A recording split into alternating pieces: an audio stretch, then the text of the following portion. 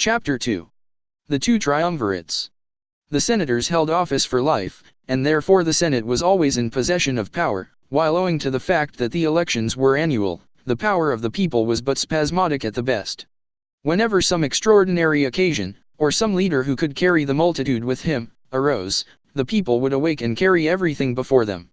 But when the particular occasion was past, or the leader fallen, the people would drop back into the old easy way, though there was scarcely ever an election without a riot, and the Senate would gradually regain all its former power, each time only using it the more despotically, in revenge for the checks which had been put upon it, and the insults which it had received.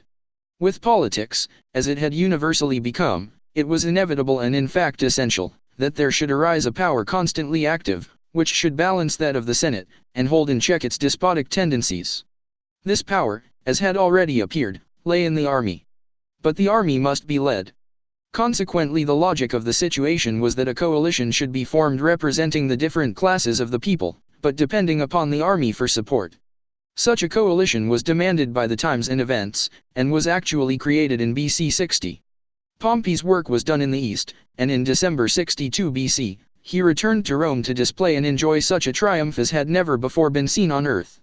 A long train of captive princes of the conquered countries as trophies of his victories, and wagons laden with all manner of treasure as an offering to the state, followed the triumphant general as he returned to the capital.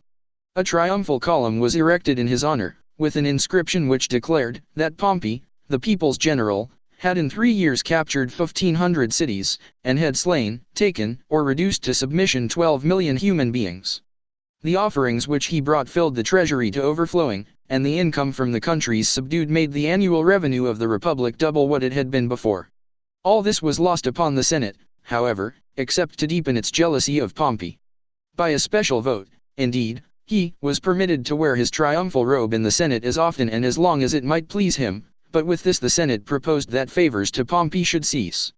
At the border of Italy Pompey had disbanded his troops, and he entered Rome as a private citizen, with only his political influence to sustain him. And just here Pompey failed. Although he was every inch a general, he was no politician. He could victoriously wield an army, but he could do nothing with a crowd. He could command legions, but could not command votes.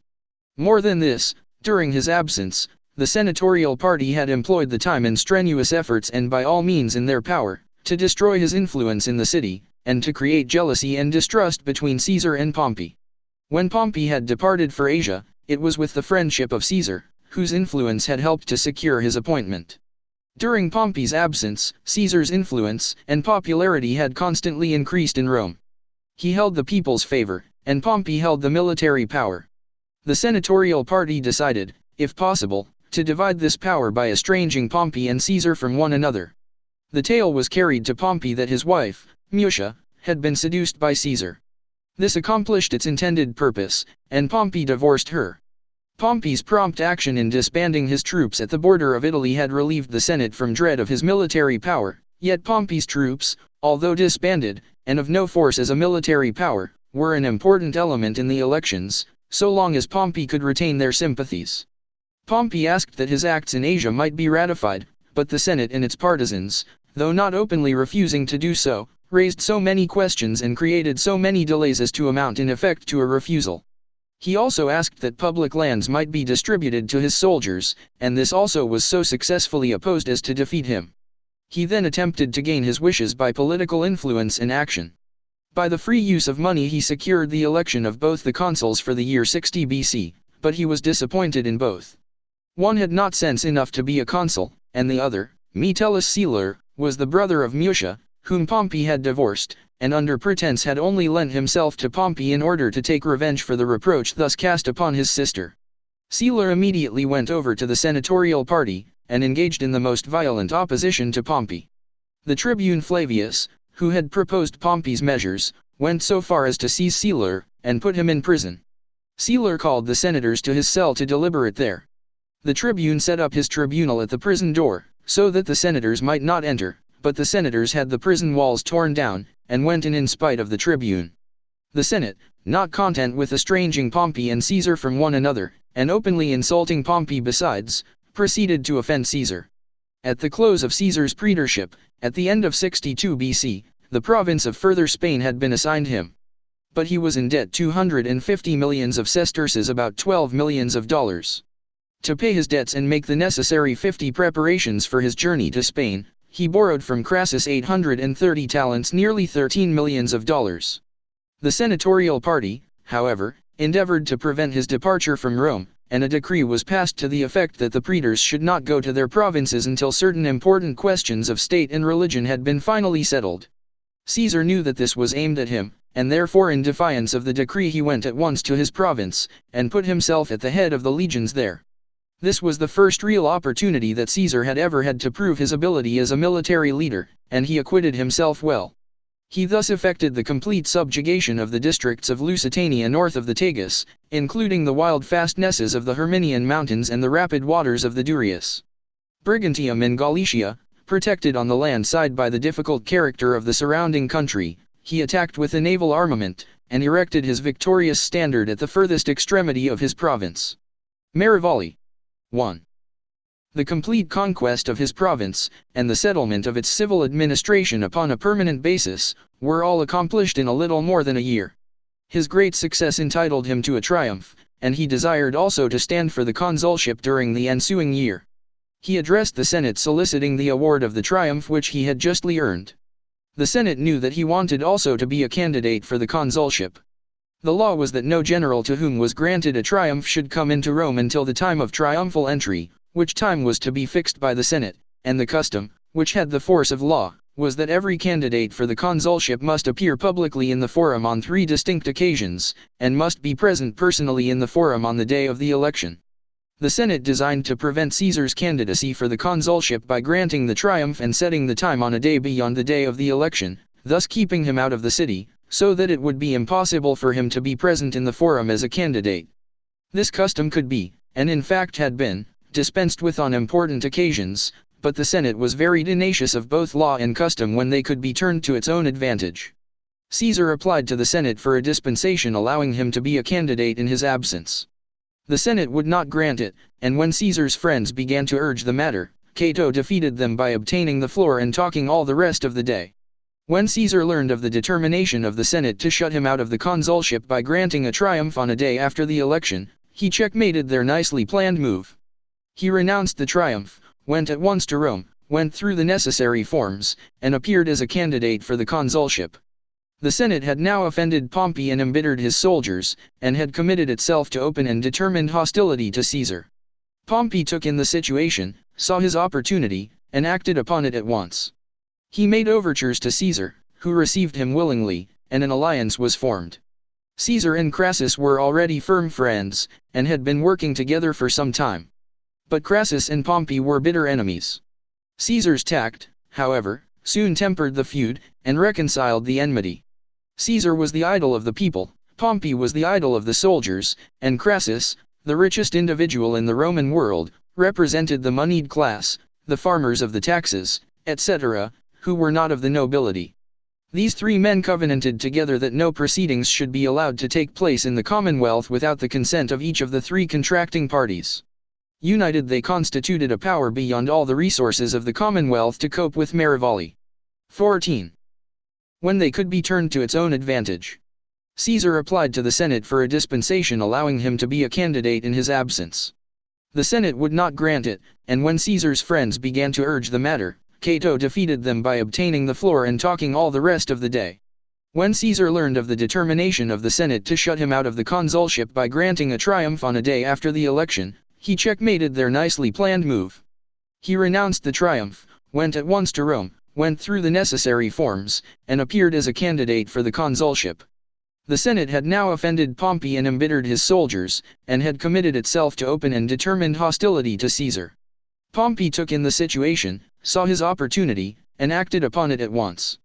He made overtures to Caesar, who received him willingly, and an alliance was formed. Caesar and Crassus were already firm friends, and had been working together for some time. But Crassus and Pompey were bitter enemies. Caesar's tact, however, soon tempered the feud, and reconciled the enmity. Caesar was the idol of the people, Pompey was the idol of the soldiers, and Crassus, the richest individual in the Roman world, represented the moneyed class, the farmers of the taxes, etc., who were not of the nobility.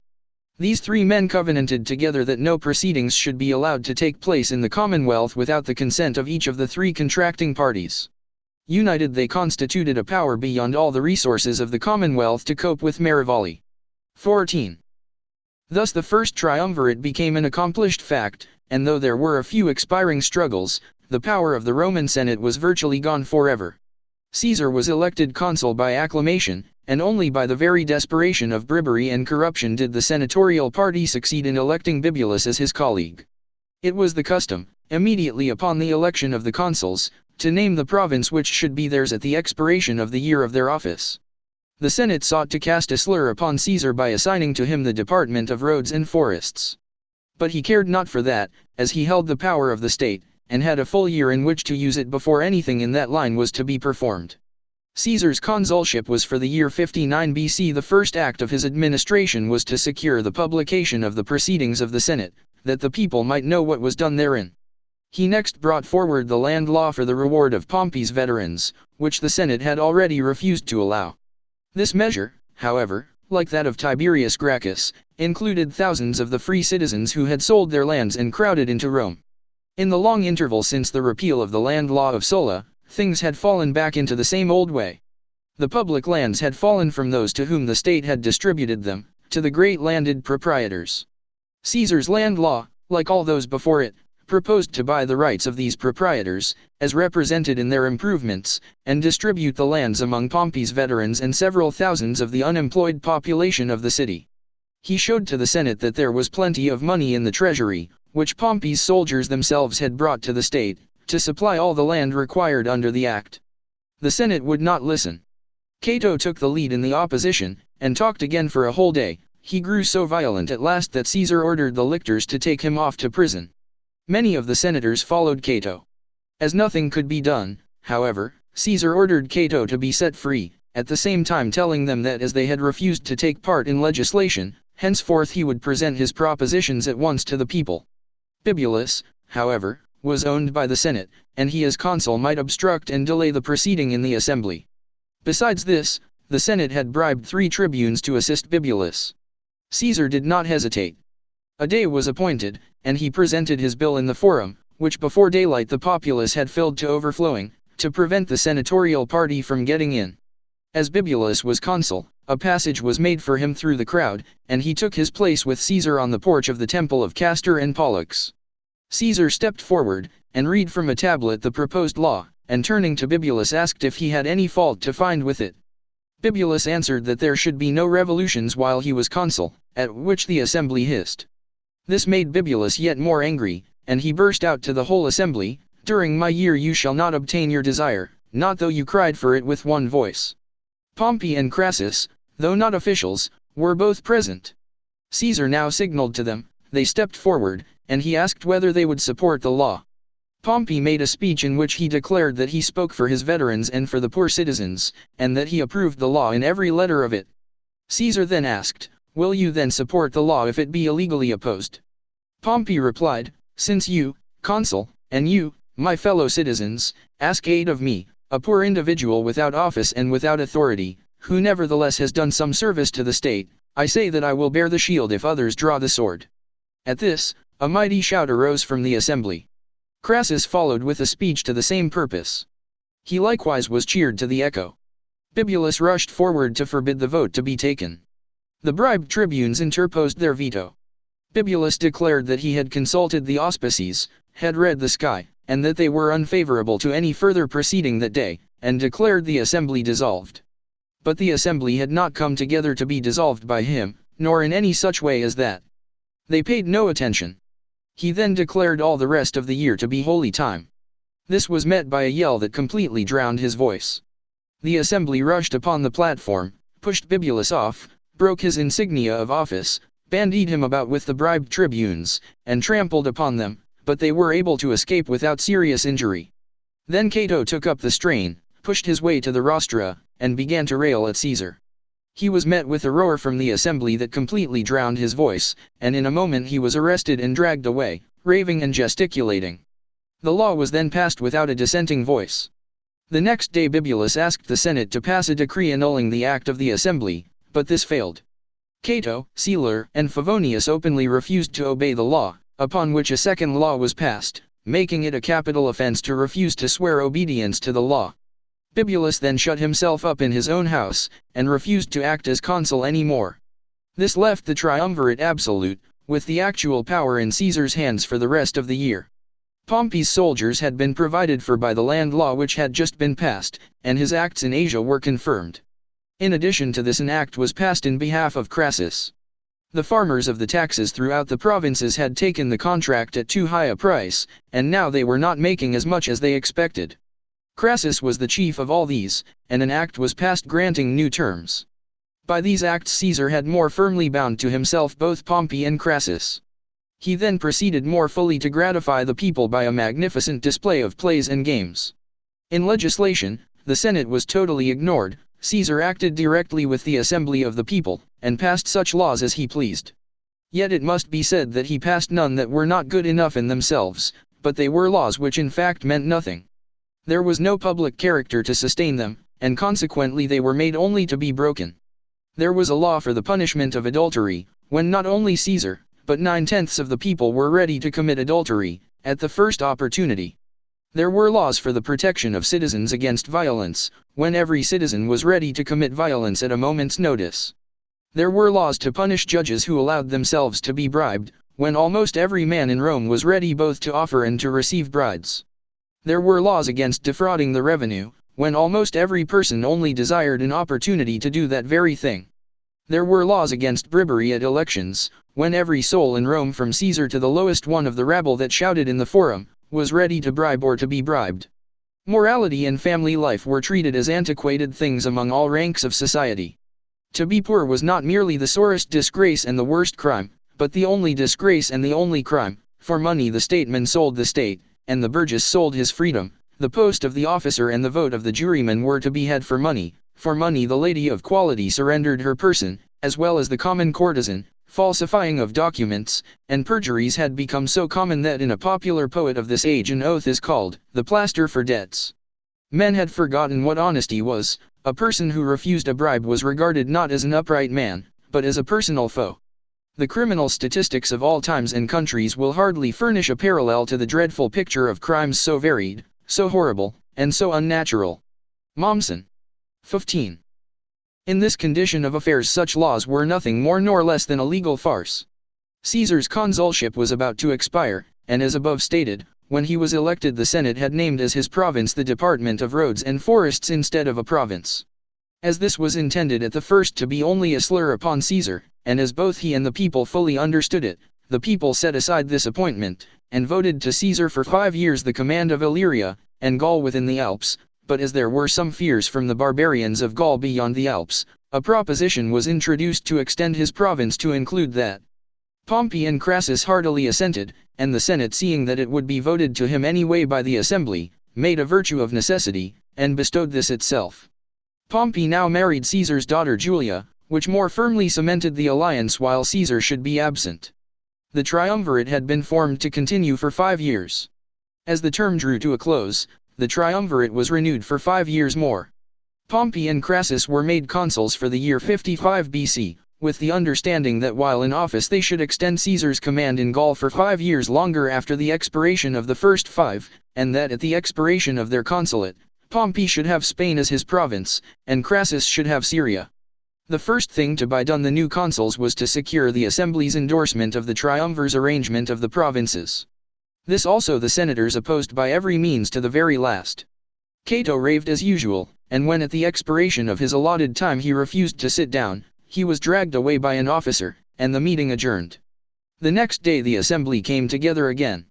When the senatorial party saw that the action of the triumvirs was to be ratified in spite of them, Cato and Atticus, a tribune, were lifted to men's shoulders, and the tribune cried out, as Bibulus on the like occasion formerly, that the skies were unfavorable, and the proceedings illegal.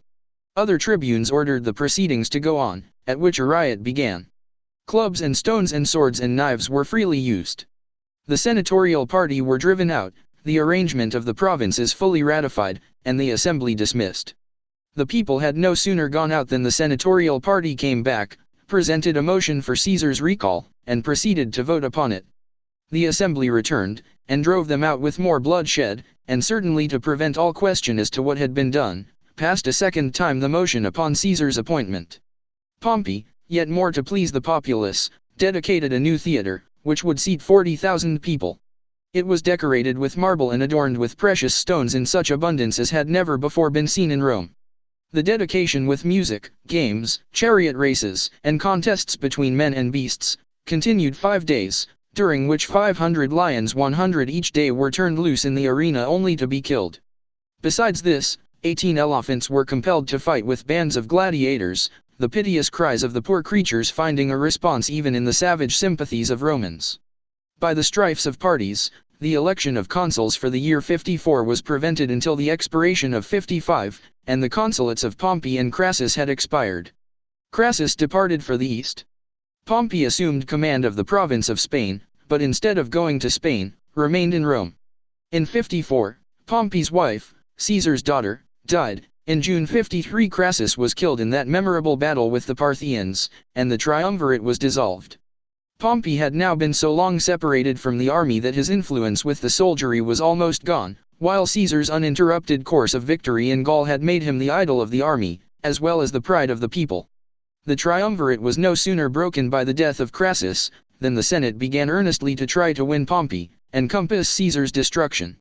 No aristocracy was ever more short-sighted at the crisis of its fate than the once glorious patriciate of Rome.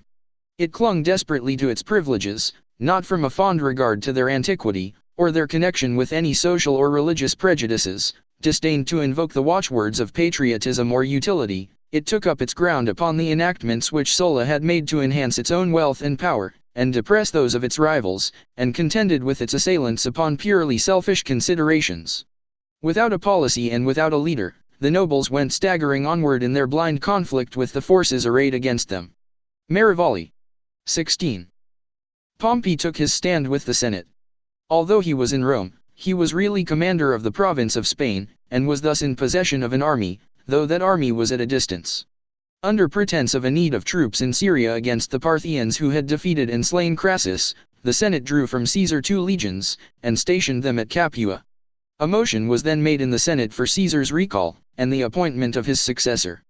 But just then an obstacle presented itself which disconcerted all their plans. Scribonius Curio had been one of the most violent partisans of the senatorial party, and largely on account of this he had been elected tribune by the favor of the Senate. But Curio went over to the interests of Caesar. When the motion was made to appoint a successor to Caesar, Curio moved an amendment to the effect that Pompey be included, and that when Caesar was relieved of this command, Pompey should be relieved of his command also. This amendment met with such approval that it was accepted by an overwhelming majority, and the people were so jubilant that they strewed flowers in Curio's way as he returned from the assembly. The adoption of this amendment completely blocked the effort of the Senate to depose Caesar. Curio so persistently interposed his veto to all proceedings against Caesar, that at last an attempt was made to get rid of him. One of the censors pronounced him unworthy of a place in the Senate. The consul Marcellus put the question to vote, and it was defeated. Then the consul and his partisans dressed themselves in mourning, and went straight to Pompey, declared the city in danger, placed its safety in his hands, and gave him the 2 legions that were at Capua. Pompey refused to accept the charge unless it was sanctioned by the consuls who had been elected for the next year. These both confirmed the appointment, and promised their support when they should come into office.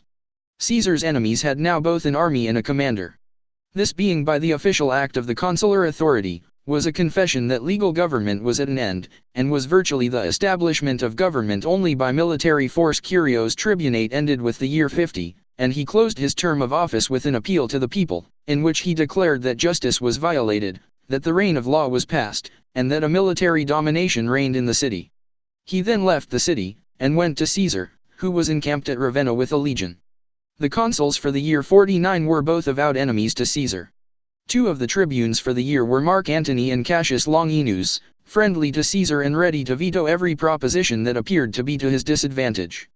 Caesar sent Curio back to Rome early in January with a letter in which he offered any one of 3 things: 1. That the agreement long before made should stand, and he be elected consul in his absence, or 2. That he would leave his army if Pompey would disband his troops, or 3. that he would surrender to a successor all Gaul beyond the Alps with 8 of his 10 legions, if he were allowed to retain his original province of Illyria and northern Italy with 2 legions.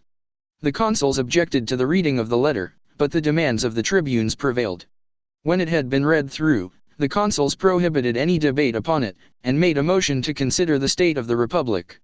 None of Caesar's propositions would be considered for a moment. Lentulus, one of the consuls, took the lead in urging prompt and determined action, and others followed to the same purpose. Some advised delay till they were better prepared, others advised that a deputation be sent to treat further with Caesar. The majority supported Lentulus. It was moved that Caesar should dismiss his troops by a certain day which the Senate should name, and return to Rome as a private citizen, or be declared a public enemy. The 2 tribunes interposed their vetoes on the ground that it had been decreed by the people that Caesar should be allowed to stand for the consulship in his absence, but their plea was totally disregarded, and the motion was passed almost unanimously. The tribunes then protested against the illegality of the proceedings, and cried aloud that they were refused the free exercise of their official prerogatives. The assembly in reply voted the state in danger, suspended the laws, ordered an immediate levy of troops, and gave the consuls sole power to provide for the public safety. The Senate next proposed to punish the 2 tribunes. They were given to understand that if they entered the Senate house, they would be expelled by force. They, with Curio, fled to Caesar. The consuls made Pompey commander-in-chief of the forces, and gave him the freedom of the public treasury. Pompey went to Capua to take charge of the 2 legions there, and organize the new levies. When the news of these proceedings reached Caesar at Ravenna, he assembled his legions, and laid the whole matter before them. The Senate had satisfied itself with the pleasing illusion that Caesar's legions were so dissatisfied with him and discouraged by the long tedious campaigns in barbarous Gaul, that they only waited for a good opportunity to desert him in a body. But never had they been more mistaken than they were in this. The soldiers were ready to support him to the utmost. They not only offered to serve without pay, but actually offered him money for the expenses of the war. Only one officer out of the whole army failed him. This one slipped away secretly, and fled to Pompey, and Caesar sent all his baggage after him. Caesar sent orders to Gaul beyond the Alps for 2 legions to follow him, and he set out toward Rome with the 1 legion 5,000 men that was with him. About 20 miles from Ravenna, a little stream called the Rubicon formed part of the boundary between the territory of Rome proper and the provinces which had been assigned to Caesar. To cross this boundary with an armed force was to declare war, but as the Senate had already by its actions more than once openly declared war, Caesar had no hesitation in crossing the boundary. He passed it, and marched 10 miles onward to Rimini. There he halted and waited for the 2 legions ordered from Gaul, one of which reached him about the end of January, and the other about the middle of February. By the time that Caesar had reached Rimini, the rumor had reached Rome that he was coming, and a panic seized his enemies throughout the whole city. Their excited imaginations and guilty fears pictured him as coming with all his legions, accompanied by hosts of the terrible barbarians of Gaul, hurrying on by forced marches, nearer and yet nearer, and breathing forth fiery wrath. Flight, instant flight, was the only safety. Up they rose, consuls, praetors, senators, leaving wives and children and property to their fate, not halting even to take the money out of the treasury, but contenting themselves with leaving it locked. On foot, on horseback, in litters, in carriages, they fled for their lives to find safety under Pompey's wing in Capua. Fruit. 175 Instead of Caesar's marching toward Rome, however, he was waiting quietly at Rimini for his legions to come from Gaul, and his waiting there was working doubly to his advantage, to say nothing of the results of the panic-stricken fears of his enemies in Rome. Not only did the 2 legions come promptly from Gaul, but troops flocked to him from all the country around, and cities on the way to Rome began to declare for him, and were ready to open their gates as soon as he should arrive. Ahenobarbus, with a few thousand men, occupied a strong place in the mountains directly in Caesar's way. Caesar surrounded the place, and captured the whole body of them. He then let them all go. Ahenobarbus and some of his officers went away, but his troops declared for Caesar. As soon as Pompey and the nobles heard of the capture of Ahenobarbus and the desertion of these troops, they took up their flight again for Brundisium on the east coast of Italy, where they might take ships for Epirus. The greater part of them sailed away at once. Pompey remained with a portion of his army for the ships to return to take them away. Caesar hurried to Brundisium, where he arrived on the 9th of March. Pompey was there. Caesar asked for a meeting, but Pompey refused. Caesar began a siege, but the ships soon came, and Pompey and his army sailed away for Durazzo on the coast of Epirus. Caesar fears of his enemies in Rome. Not only did the 2 legions come promptly from Gaul, but troops flocked to him from all the country around, and cities on the way to Rome began to declare for him, and were ready to open their gates as soon as he should arrive. Ahenobarbus, with a few thousand men, occupied a strong place in the mountains directly in Caesar's way. Caesar surrounded the place, and captured the whole body of them. He then let them all go. Ahenobarbus and some of his officers went away, but his troops declared for Caesar. As soon as Pompey and the nobles heard of the capture of Ahenobarbus and the desertion of these troops, they took up their flight again for Brundisium on the east coast of Italy, where they might take ships for Epirus. The greater part of them sailed away at once. Pompey remained with a portion of his army for the ships to return to take them away. Caesar hurried to Brundisium, where he arrived on the 9th of March. Pompey was there. Caesar asked for a meeting, but Pompey refused. Caesar began a siege, but the ships soon came, and Pompey and his army sailed away for Durazzo on the coast of Epirus. Caesar had no ships, and could follow the fugitives no farther. He therefore went directly to Rome. She threw wide her gates to receive him. The remains of the Senate was convened by the tribunes who had fled to Caesar, but it would do nothing. The assembly of the people voted him the money in the treasury. He took what he needed, and as Spain and the Mediterranean coast of Gaul were yet subject to Pompey, he went in a few days to bring these into subjection. This was all accomplished before winter. He was made dictator in his absence. He returned to Rome in October. He appointed a day for the election of consuls for the year 48, and himself and Servilius Isoricus were chosen without opposition. Thus he was elected consul for the very year that had been promised him long before by the Senate in assembly, although the Senate had declared that he never should have it at all. The election of the other lawful magistrates soon followed, the form of legal government was restored, and he set out at once to find Pompey and the Senate. He marched to Brundisium, and sailed to Epirus. There he found that Pompey had gone to Macedonia. After much maneuvering, the armies met at Pharsalia in Thessaly, and Pompey's army was completely routed. Pompey fled to Egypt. Caesar followed closely, but Pompey had been murdered and beheaded before he had fairly landed, and only his head was preserved and rendered an unwelcome present to Caesar. Caesar spent the time till the autumn of 47 setting things in order in Egypt and the East, then he returned to Rome. Finding that Pompey was dead, and that all hope of support from him was gone, Caesar's enemies in Rome became his most servile flatterers. Those who had plunged the state into civil war rather than allow him while absent to be even a candidate for the consulship, now in his absence made him dictator for a whole year, and were ready to heap upon him other preferences without limit. A part of the year 46 was spent in subduing the opposing forces in Africa. This was soon accomplished, and the servile flatterers went on with their fawning adulations. Even before his return, the Senate voted in his favor a national thanksgiving to continue 40 days. When he returned, they voted him not 1 triumph, but 4, with intervals of several days between, and that his triumphal car should be drawn by white horses. They made him inspector of public morals for 3 years. And as though they would be as extravagant in their adulation as they had been in their condemnation, they voted him dictator for 10 years, with the right to nominate the consuls and praetors each year, that in the Senate his chair should always be between those of the 2 consuls, that he should preside in all the games of the circus, that his image carved in ivory should be borne in processions among the images of the gods, and be kept laid up in the Capitol over against the place of Jupiter.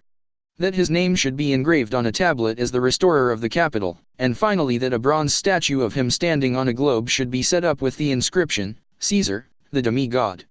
Caesar was not wanting in efforts to maintain the applause of the populace. He gave to each soldier about $1,000, and to each citizen about $20, with house rent free for a year, and provided a magnificent feast for the citizens, who were supported by the public grants of grain. 22,000 tables were spread with the richest viands, upon which the 200,000 state paupers feasted, while from hogsheads the finest wine flowed freely. Above all this he furnished the finest display of games and bloody battles of gladiators that had ever been seen. So great was it, indeed, and so bloody, and so long continued, that it fairly surfeited the savage Roman appetite, and the people began to complain that the vast sums of money spent on the shows would have been better employed in donations direct to themselves. Time and space would fail to tell of the numbers, the magnitude, and the magnificence of the buildings with which he adorned the city. In the winter of 46-5 Caesar was compelled to go to Spain to reduce the last remains of the senatorial forces. This was accomplished before the month of April was passed, yet he did not return to Rome until September. As soon as the news of his victory reached Rome, however, the Senate, which sincerely hoped he would be killed, began once more to pour forth its fulsome flattery. It voted a national thanksgiving to continue 50 days, decreed him another triumph, conferred upon him the power to extend the bounds of the city, and erected another statue of him with the inscription, "To the invincible deity." When he returned and had enjoyed his triumph, he again celebrated the occasion with games, combats, and shows no less splendid than those which he had given before, only not so long continued. After this was all over, he took up the regulation of the affairs of society and state. He gave his soldiers lands, but instead of trying to provide lands in Italy for all of them, he distributed the most of them in colonies in the provinces. He cut down the quantity of public grants of grain, and sent thousands upon thousands of citizens away beyond the seas to establish Roman provinces. 80,000 were sent to rebuild Carthage. Another host was sent to rebuild Corinth, which had been destroyed by the Romans 100 years before.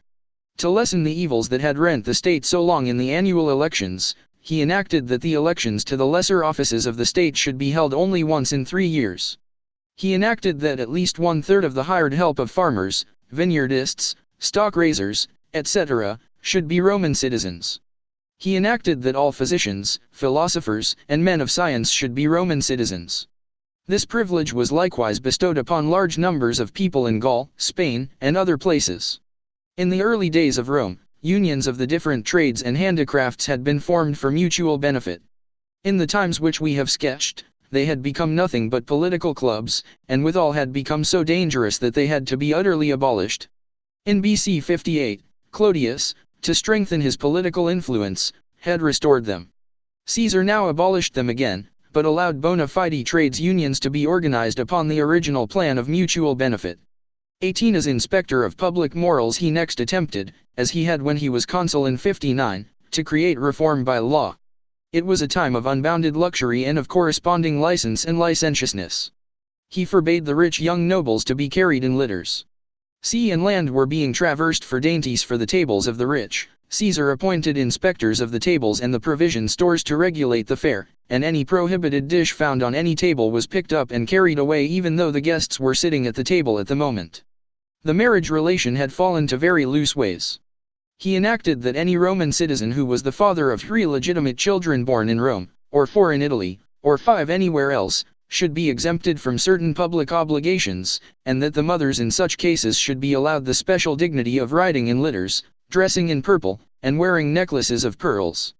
Divorces were as frequent as anybody chose to make them, and Caesar, who had divorced his own wife merely upon suspicion, essayed to regulate divorces, and he who from his youth had enjoyed the personal favors of the chief women of Rome, he who had mistresses in every country which he visited, and liaisons with half the ladies in Rome, and who was at the time maintaining an adulterous connection with the Queen of Egypt, he presumed to enact laws against adultery. One thing, however, he did, which was more lasting than all his other acts put together, and, in fact, of more real benefit. This was the reform of the calendar. All this time the Senate was heaping upon him titles and honors in the same extravagant profusion as before. One decree made him the father of his country, another liberator, another made him imperator, and commander-in-chief of the army for life with the title to be hereditary in his family. They gave him full charge of the treasury, they made him consul for 10 years, and dictator for life. A triumphal robe and a crown of laurel were bestowed on him, with authority to wear them upon all occasions. A figure of his head was impressed upon the coin. His birthday was declared to be a holiday forever, and the name of the month, Quinctilius, was changed to Julius, and is still our July. Next his person was declared sacred, and any disrespect to him in word or action was made to be sacrilege. It was decreed that the oath of allegiance should be sworn by the fortune of Caesar. The Senate itself took this oath, and by it swore sacredly to maintain his acts, and watch over the safety of his person. To complete the scale, they declared that he was no more Caius Julius, a man, but Divus Julius, a god, and that a temple should be built for the worship of him, and Antony should be the first priest. Then, having exhausted the extremest measure of the most contemptible sycophancy, March 15, BC 44, they murdered him. Caesar was dead, but all that had made him what he had been, still lived. Pretended patriots assassinated Caesar to save the Republic from what they supposed was threatened in him, but in that act of base ingratitude and cruel patriotism, there was accomplished that which they professed to fear from him, decreed that the oath of allegiance should be sworn by the fortune of Caesar. The Senate itself took this oath, and by it swore sacredly to maintain his acts, and watch over the safety of his person. To complete the scale, they declared that he was no more Caius Julius, a man, but Divus Julius, a god, and that a temple should be built for the worship of him, and Antony should be the first priest. Then, having exhausted the extremest measure of the most contemptible sycophancy, March 15, BC 44, they murdered him. Caesar was dead, but all that had made him what he had been, still lived. Pretended patriots assassinated Caesar to save the Republic from what they supposed was threatened in him, but in that act of base ingratitude and cruel patriotism, there was accomplished that which they professed to fear from him, a legion of troops about to depart for Spain. He took possession of the camp of Mars, and sent to Antony assurances of support. As night came on, with a body of troops he entered the city and camped in the Forum. He and Antony at once came to a mutual understanding. Antony as consul agreed to secure for Lepidus the office of Pontifex Maximus made vacant by the murder of Caesar, and the alliance was completed by Antony's daughter being given in marriage to the son of Lepidus. Antony secured Caesar's will and all his private papers, besides a great sum of money. As the will showed that Caesar had bequeathed his private gardens to the people of Rome forever as a pleasure ground, and to each citizen a sum of money amounting to nearly $14, this bound the populace more firmly than ever to the memory of Caesar. And as Antony stood forth as the one to avenge Caesar's death, this brought the populace unanimously to his support. By the help of all this power and influence, Antony determined to put himself in the place which Caesar had occupied. Among Caesar's papers he found recorded many of Caesar's plans and intentions in matters of the government. These he made to serve his purpose as occasion demanded, for the Senate dared not dissent from any of Caesar's recorded wishes and designs. When the legitimate papers were exhausted, he bribed one of Caesar's clerks to forge and declare to be Caesar's purpose, such state documents as he chose to have made laws, all of which by the power of Caesar's name were carried against all opposition. Soon, however, there came a serious check upon the success of Antony's soaring ambition. Octavius appeared upon the scene. Caius Octavius was the grandson of one of Caesar's sisters, and by Caesar's will was left his heir and adopted son. He was then in the 19th year of his age. He was in Apollonia when Caesar was killed, and upon learning of the murder he immediately set out for Rome, not knowing the particulars, nor yet that Caesar had left a will in his favor. These he learned when he reached the coast of Italy. Without delay, he incorporated Caesar's name with his own, Caius Julius Caesar Octavius, and presented himself to the nearest body of troops as the heir of the great general. When he reached Rome, Antony received him coldly, refused to give him any of the money that had been left by Caesar, and caused him all the trouble he possibly could in securing possession of the inheritance. Notwithstanding all this, the young Octavius succeeded at every step, and checked Antony at every move. Antony had lost much of his own influence with the populace by failing to fulfill or even to promise to fulfill to them the provisions of Caesar's will. And by refusing to Octavius any of Caesar's money, he hoped so to cripple him that he could not do it. Octavius promptly assumed all the obligations of the will. He raised money on that portion of the estate which fell to him, he persuaded the other heirs to surrender to his use their shares in the inheritance, he borrowed from Caesar's friends, and altogether succeeded in raising sufficient funds to discharge every obligation. By paying to the people the money that Caesar had left them, he bound the populace to himself.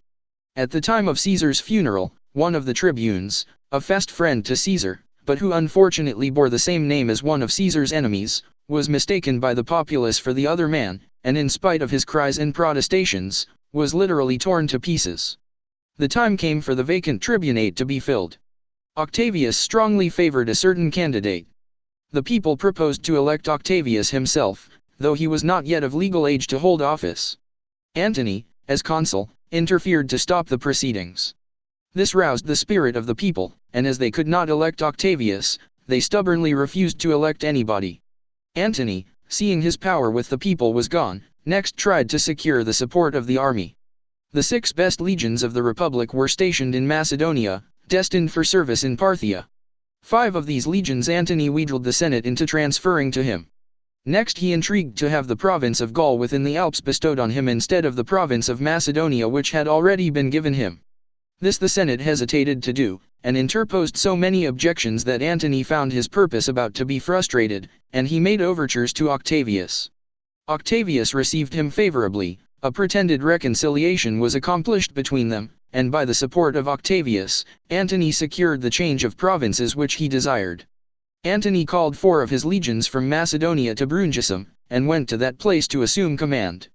As soon as Antony went to Brundusium, Octavius went to Campania, to the colonies of veterans who had been settled there upon the public lands, and by the offer of about $100 to each one who would join him, he soon secured a force of 10,000 men. These he took to the north of Italy, to the border of Antony's province, and put them in camp there. When Antony met his legions at Brundusium, he found them sullen, and instead of their greeting him with acclamations they demanded explanations. They declared that they wanted vengeance for Caesar's death, and that instead of punishing the assassins, Antony had dallied with them. They called upon him to mount the tribunal, and explain his conduct. He replied that it was not the place of a Roman commander to explain his conduct, but to enforce obedience. Yet he betrayed his fear of them by mingling promises with his threats and pledges with his commands.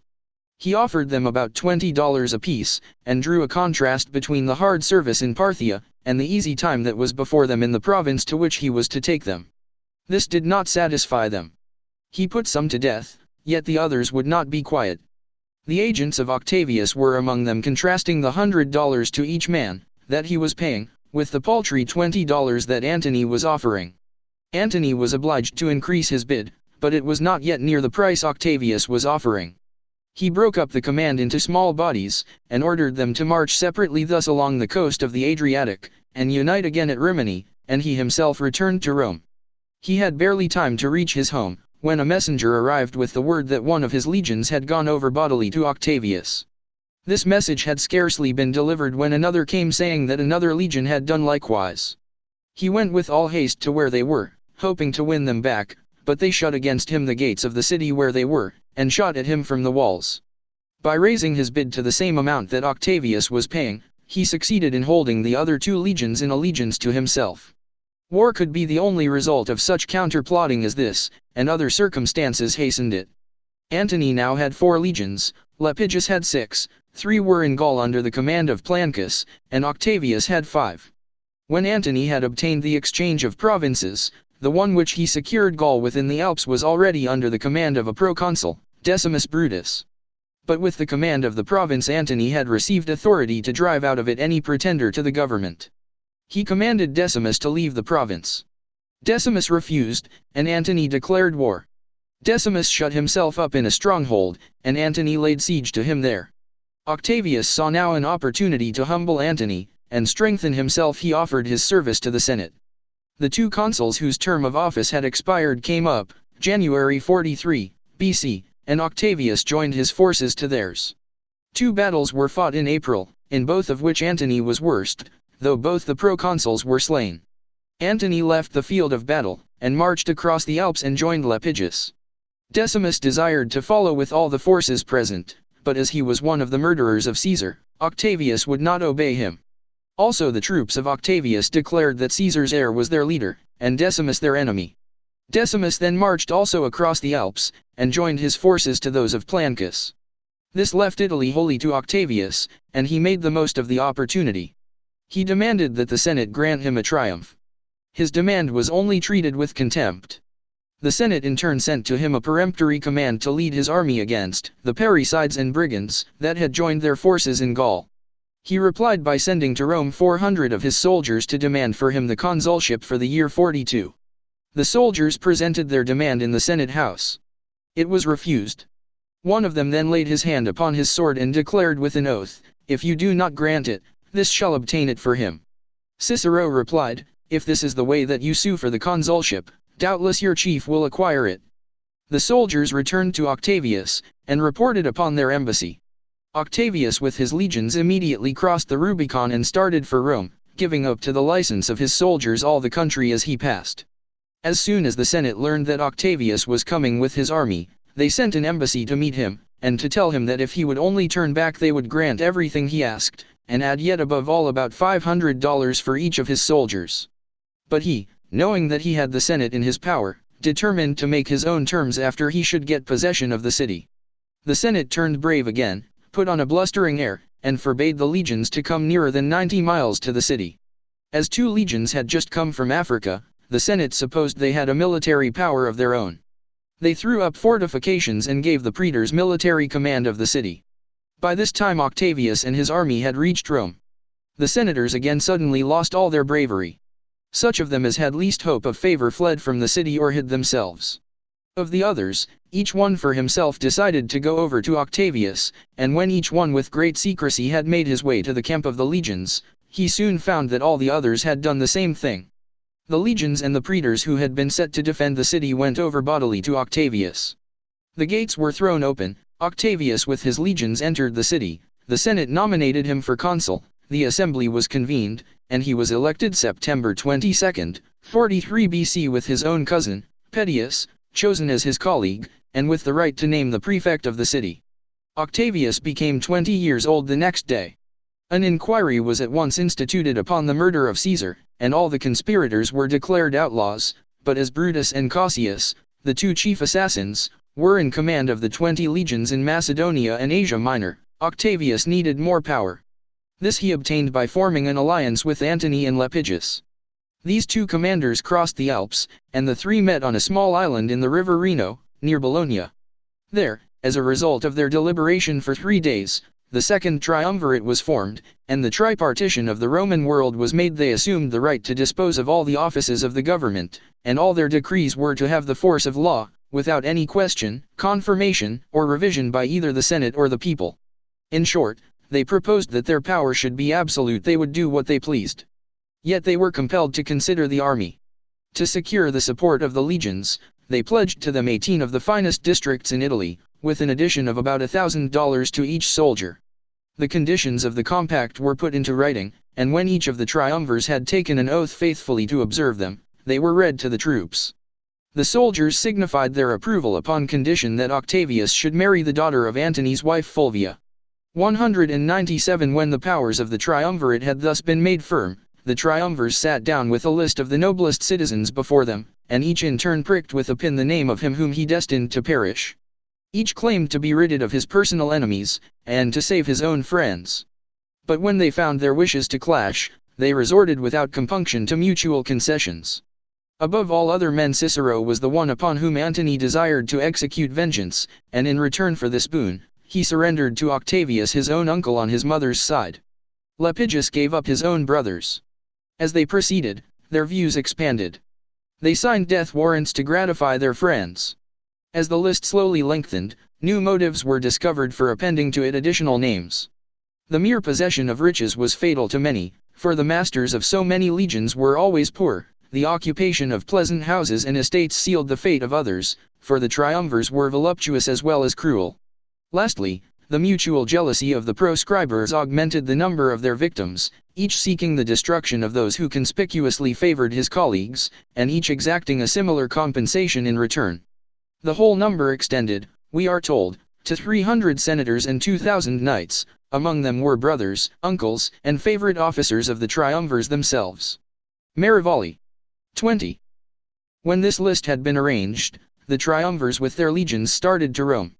Before they reached the city, they sent to the consuls the names of 17 of the most prominent citizens, with an order to put them all to death at once. Cicero was one of the 17. The executioners attacked the houses of the appointed victims in the middle of the night. Some they seized and slew unresisting, others struggled to the last, and shed blood in their own defense, others escaping from their hands raised the alarm throughout the city, and the general terror of all classes, not knowing what to expect, or who might feel himself safe, caused a violent commotion. Marivali. 21. Cicero had left the city, but he was overtaken by the messengers of blood. His head and his hands were cut off and carried to Antony, who exulted over the ghastly trophies, and Fulvia in a rage of gloating anger took the bloody head and held it upon her knees, and looking into the face poured forth a torrent of bitter invective against him whose face it was, and then in a perfect abandon of fury seized from her hair her golden bodkin, and pierced in through the tongue that had so often, so exultantly, and so vilely abused both her husbands. The triumvirs reached Rome one after another. Octavius entered first, on the following day Antony appeared, Lepidus came third. Each man was surrounded by a legion and his praetorian cohort. The inhabitants beheld with terror these silent soldiers taking possession of every point commanding the city. Rome seemed like a place conquered and given over to the sword. Duru.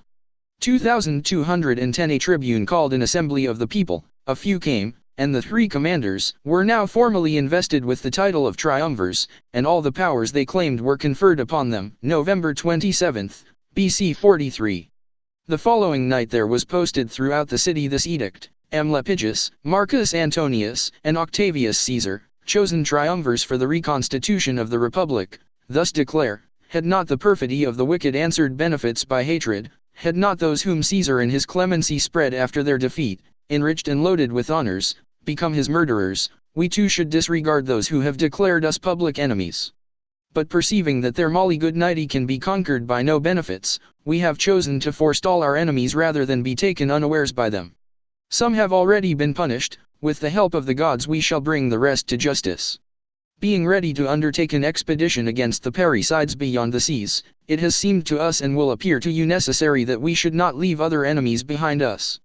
Yet we will be more merciful than a former imperator, who also restored the ruined republic, and whom you hailed with the name of Felix. Not all the wealthy, not all who have held office, will perish, but only the most dangerous evildoers. These offenders we might have seized unawares, but for your sakes we have preferred to draw up a list of proscribed persons rather than to order an executing by the troops, in which harm might have come to the innocent. This then is our order: let no one hide any of those whose names follow. Whosoever shall aid in the escape of a proscribed man shall be himself proscribed. Let the heads be brought to us. As a reward, a man of free condition shall receive 25,000 Attic drachmae, a slave 10,000, together with freedom and the name of citizen. The names of persons receiving these rewards shall be kept secret. Duru. 23. Attached to this document were 130 names of senators and knights who were devoted to death. Another list of 150 was almost immediately added, and yet others followed in quick succession. Guards had been placed at all the gates, all places of refuge had been occupied, and all means of escape had been cut off. The slaughter began. The executioners, armed with the prostituted forms of authority, rushed unresisted and unhindered in pursuit of their victims. They found many to aid them in the search, and to stimulate their activity. The contagious thirst of blood spread from the hired assassins to all who had an ancient grudge to requite, a future favor to obtain. Many fell in the confusion whose names were not included in the list of the proscribed. Many a private debt was wiped out in the blood of the creditor. Robbers and cutthroats mingled with the bitter partisan and the private enemy. While the murderer carried the head of his victim to fix it on a spike before the rostra, and claim the proffered reward, the jackals of massacre entered the tenantless house, and glutted themselves with plunder. Marivalli. 24. When the names of the published lists had been exhausted, and all their political enemies had been slain, the triumvirs published yet another list, not of more to be put to death, but of those whose property should be confiscated. When this list was exhausted, then all the inhabitants of Rome and Italy, citizens and foreigners, priests and freedmen, who had possessions amounting to more than $20,000, were obliged to lend to the triumvirs 1/10 of all their possessions, and give 1 year's income besides. Then, glutted with blood and rapine, Lepidus, for the triumvirate, announced to the Senate that the proscription was at an end. Octavius, however, reserved the right to kill some more, and declared that the only limit he had fixed to the proscription was that he should be free to act as he pleased. Suetonius. 25. Then the fawning Senate voted to the triumvirs civic crowns as the saviors of their country. In the beginning of the year 42 BC, Antony and Octavius, leaving Lepidus in command of Rome and Italy, started to the east to destroy Brutus and Cassius, the murderers of Caesar, but it was summer before they got all their troops together in Macedonia. Brutus and Cassius, with their united forces, had returned from Asia Minor into Europe. The two armies met at Philippi in Macedonia. The forces of Brutus and Cassius numbered about 100,000, and those of Antony and Octavius about 120,000. 2 battles, 20 days apart, were fought on the same ground. In the first Cassius lost his life, in the second the army of Brutus was annihilated, and Brutus himself committed suicide. It became necessary now to pay the soldiers the money and put them in possession of the land which had been promised them when the triumvirate was formed. A sum equal to $1,000 had been promised to each soldier, and as there were now 170,000 soldiers, a sum equal to $170 million was required. Antony assumed the task of raising the money from the wealth of Asia, and Octavius the task of dispossessing the inhabitants of Italy and distributing their lands and cities among the soldiers. Antony's word to the people of Pergamos describes the situation both in Italy and all the countries of Asia. To them he said, "You deserve death for rebellion, this penalty I will remit, but I want money, for I have 28 legions, which with their auxiliary battalions amount to 170,000 men, besides cavalry and detachments in other quarters. I leave you to conceive what a mass of money must be required to maintain such armaments. My colleague has gone to Italy to divide its soil among these soldiers, and to expel, so to speak, the Italians from their one country. Your lands we do not demand, but instead thereof we will have money. And when you hear how easily, after all, we shall be contented, you will, we conceive, be satisfied to pay and be quit of us. We demand only the same sum which you have contributed during the last 2 years to our adversaries, that is to say, the tribute of 10 years, but our necessities compel us to insist upon receiving this sum within 12 months. Merivale. 26. As the tribute was much reduced by the time it reached the coffers of Antony, the levy was doubled, and the command given that it should be paid in 2 installments the same year. To this the people replied, "If you force us to pay the tribute twice in 1 year, give us 2 summers and 2 harvests. No doubt you have also the power to do so." But instead of considering the distress of the people caused by these most burdensome exactions, Antony surrounded himself with flute players, mountebanks, and dancing girls. He entered Ephesus, preceded by women dressed as bacchantes, and youths in the garb of fauns and satyrs. Already he assumed the attributes of Bacchus, and set himself to play the part by continual orgies. Duru. 2715. While Cassius was in Asia Minor, he had compelled Cleopatra, Queen of Egypt, to supply him with troops and money. As these had been used against the Triumvirs, Antony sent from Tarsus in Cilicia, and called her to account for her conduct. She came, representing Venus, to render her account in person. And, when she first met Mark Antony, she pursed up his heart on the river of Cydnus. The barge she sat in, like a burnished throne, burned on the water, the poop was beaten gold, purple the sails, and so perfumed that the winds were lovesick with them, the oars were silver, which to the tune of flutes kept stroke, and made the water, which they beat, to follow faster, as amorous of their strokes. For her own person, it beggared all description, she did lie in her pavilion, cloth of gold and tissue, picturing that Venus, where we see the fancy outwork nature, on each side her, stood pretty dimpled boys, like smiling cupids, with divers colored fans, whose wind did seem to glow the delicate cheeks which they did cool, and what they undid, did. Her gentle women, like the Nereides, so many mermaids, tended her the eyes, and made their bends adornings, at the helm a seeming mermaid steers, the silken tackle swell with the touches of those flower-soft hands, that yearly frame the office. From the barge a strange invisible perfume hits the sense of the adjacent wharfs. The city cast her people out upon her, and Antony, enthroned in the market-place, did sit alone, whistling to the air, which, but for vacancy, had gone to gaze on Cleopatra, too, and made a gap in nature. Upon her landing, Antony sent to her, invited her to supper. She replied, it should be better. He became her guest, which she entreated. Our courteous Antony, whom ne'er the word of no woman heard speak, being barbered 10 times o'er, goes to the feast, and, for his ordinary, pays his heart, for what his eyes eat only. Shakespeare. Antony went with Cleopatra to Alexandria, BC 41. Fulvia died in the spring of 40. Antony's giddy infatuation with the voluptuous Queen of Egypt was fast estranging him from Octavius and the Roman people. The matter was patched up for a little while, by the marriage of Antony and Octavia, the sister of Octavius, BC 40, but within 2 years Antony was again swallowed up in the charms of Cleopatra, from whom he never again separated. 2 children whom he had by her he named respectively the sun and the moon, and when Cleopatra assumed the dress and professed the attributes of Isis, Antony played the part of Osiris. 2816 He publicly rejected Octavia in 35, divorced her in 32, and war was declared the same year. The war began and ended with the naval battle of Actium, September 2, BC 31. In the midst of the battle Cleopatra hoisted sail and fled. Antony left everything and followed her. They sailed home to Alexandria, and there committed suicide. In the meantime Lepidus had been set aside, and now, just 13½ years from the murder of Caesar, the state, having again gone through the same course precisely, came again to the exact point where it had been then, only in worse hands, and Octavius was the head of 120 millions of people, and sole master of the Roman world.